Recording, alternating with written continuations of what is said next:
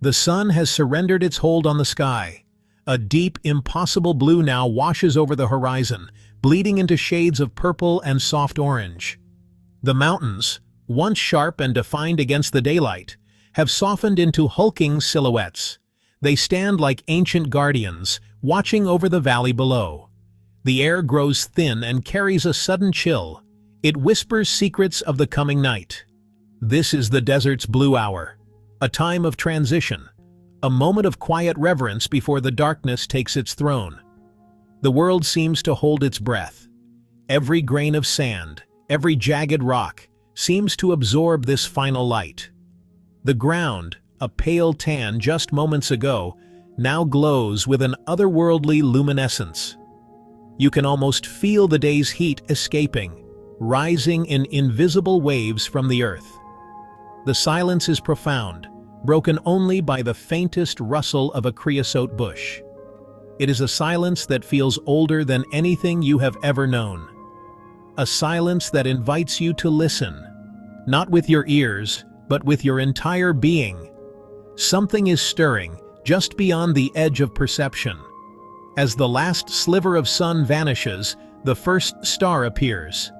It hangs alone in the vast, darkening expanse, a solitary point of brilliant white light.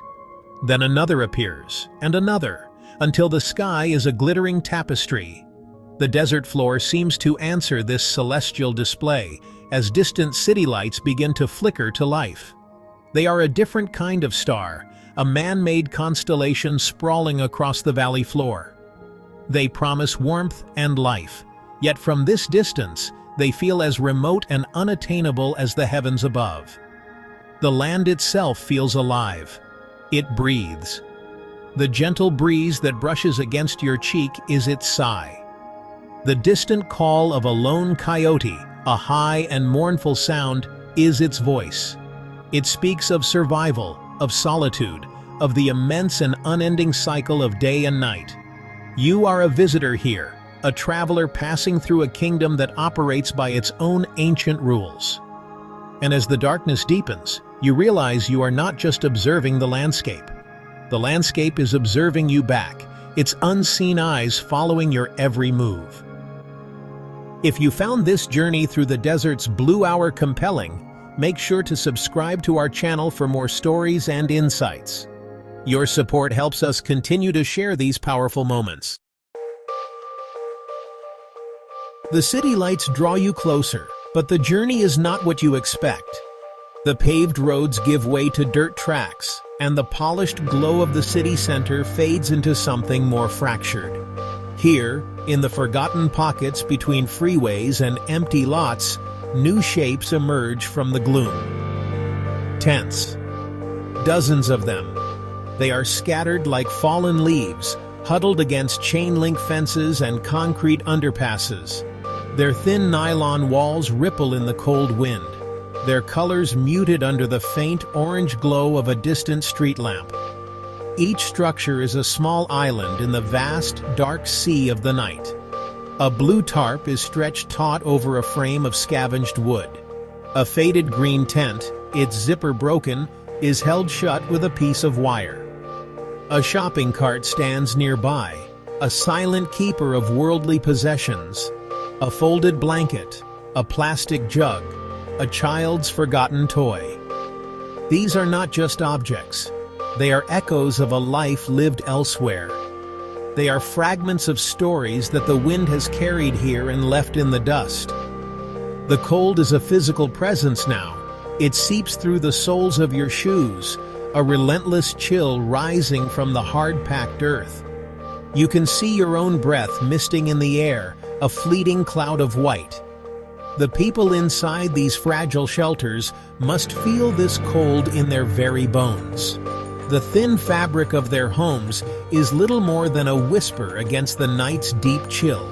It is a silent battle, waged every night, between the warmth of a human body and the immense, indifferent cold of the desert. There is no sound of voices, only the hum of the nearby highway, a constant mechanical river of sound that never stops. The occasional snap and flutter of a loose tarp is like a drumbeat, marking the passage of time in this quiet, hidden world. You feel like an intruder, a ghost walking through someone else's dream. But you are not unseen. From the deep shadows you feel a presence, a flicker of movement, a sense of being watched by eyes you cannot see, in a place where being seen can be a danger. The wind is the true storyteller of this place. It is a restless spirit, a traveler that has seen everything. It sweeps across the open desert, gathering dust and forgotten whispers, and carries them into the heart of these makeshift camps. It moans through the gaps in a fence, whistles over the top of a concrete barrier, and sighs as it wraps itself around the corner of a tent. It speaks a language of deep loneliness, a song of things lost and things that endure. It is the only constant companion in the long, dark hours.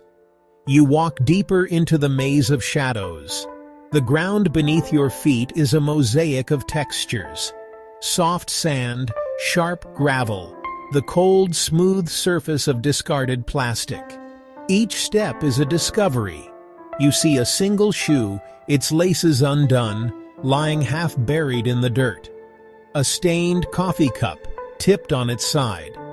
A small, carefully tended patch of dirt where a few resilient desert flowers have been planted. These are the small details that anchor a life, the quiet assertions of order in a world of chaos. The colors here are subtle, revealed only by the faint, ambient light. The deep rust red of a metal can. The faded sky blue of a piece of cloth tied to a pole, fluttering like a prayer flag. The dull silver of a bicycle frame, stripped of its wheels. In the darkness, these colors seem to hold a special significance. They are not just colors, they are statements. They are small acts of defiance against the monochrome wash of the night. Tiny sparks of identity in a landscape that threatens to erase it. A sound breaks the monotony of the wind. It is a soft cough coming from inside one of the tents. A human sound. It is a stark reminder that these are not just empty structures. They are homes. Inside each one, a person is trying to find a moment of peace, a bit of warmth, a brief respite from the world outside. The sound is quickly swallowed by the wind, but it lingers in your mind. It is a fragile note of life in the vast, silent symphony of the desert night. The desert is never truly empty. As your eyes adjust to the darkness, you begin to see the other inhabitants of this world, the unseen watchers. A coyote, sleek and silent, moves along the edge of the light, a shadow within a shadow. Its eyes glint for a moment, catching the distant glow of the city, and then it is gone. It is a master of this domain, a creature that understands the delicate balance between survival and invisibility. It knows how to live in the spaces in between. There are other, smaller movements. A field mouse darts from the cover of one bush to another. An owl, perched on the arm of a silent saguaro cactus, swivels its head, its gaze sweeping across the landscape. These creatures are not intruders here. They are part of the fabric of this place. They share this land with the human inhabitants of the tents, their lives overlapping in the shared search for shelter and sustenance. They are all caught in the same struggle, under the same cold, star-dusted sky. You feel a growing sense of unease, a feeling that you are being observed from all sides, not just by the animals, but by something else, something you cannot name. It is in the way the shadows seem to shift and dance when you are not looking directly at them. It is in the sudden silence that falls when you get too close to a certain tent. It is the collective breath of a community holding itself still, waiting for the stranger to pass. This is a world built on the edge of awareness, a world that must remain hidden to survive. The people here have learned to become like the coyote, to move silently, to leave no trace. They have learned to read the signs of the land, to know when to be still and when to move on. Their survival depends on their ability to become one with the shadows, to be present and absent at the same time. The suspense is not in what you see, but in what you know is there, just beyond the edge of your sight. You find a place to sit, on a cold concrete block at the edge of the encampment. You look up. The sky above Phoenix is a vast, dark canvas. Away from the city's direct glare, the stars are brilliant and clear. The Milky Way is a faint, shimmering river of light, stretching from one end of the horizon to the other.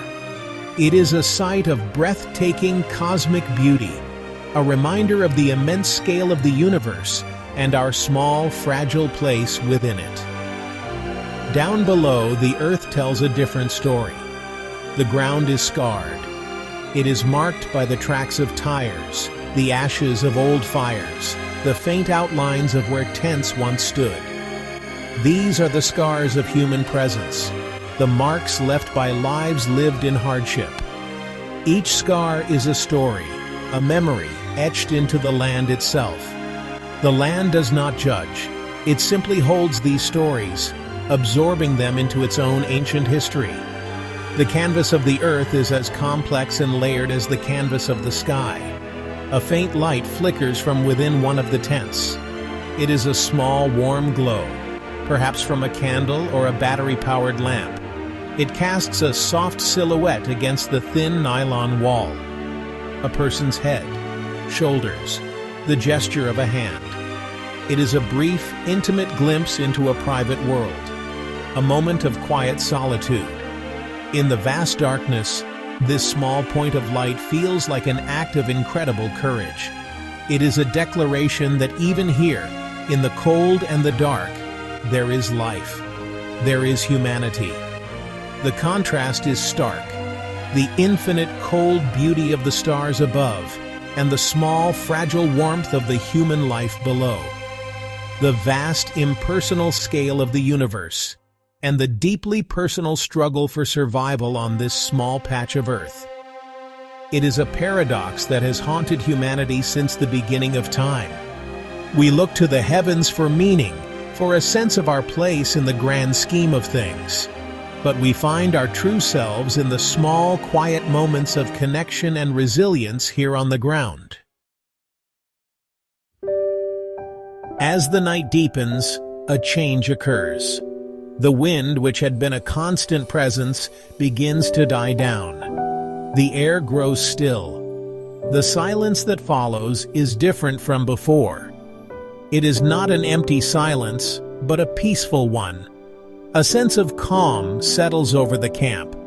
The constant tension of the night seems to ease, just for a moment.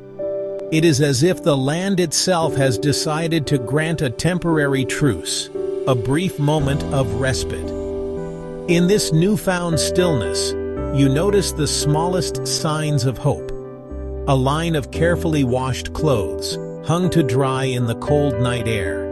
A small stack of books, protected from the elements by a sheet of plastic. The faint, sweet smell of something cooking over a small, contained fire. These are not the signs of despair. They are the signs of persistence. They are the quiet, determined acts of people who refuse to be defined by their circumstances.